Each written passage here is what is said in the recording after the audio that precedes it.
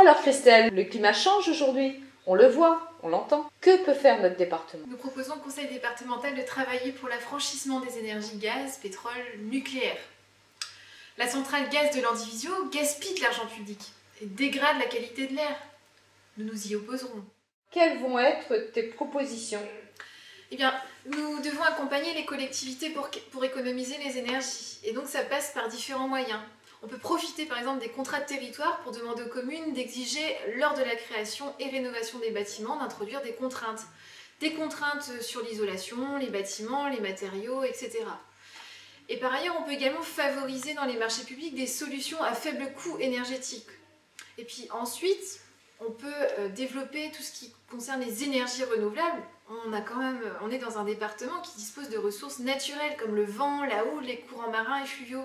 Et c'est sur ça qu'il faut avancer. Les États du monde entier vont se réunir à Paris en décembre dans le cadre de la COP21 pour discuter du réchauffement climatique.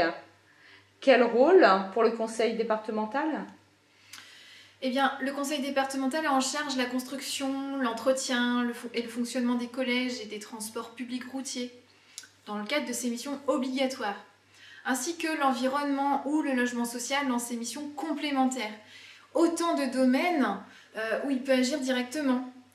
De plus, le conseil départemental travaille actuellement sur un deuxième plan climat-énergie. Et toi, tu soutiendras cette initiative, ce deuxième plan climat-énergie? Actuellement, le conseil départemental se penche essentiellement sur les conséquences du réchauffement climatique. Et nous souhaitons nous attaquer également aux causes.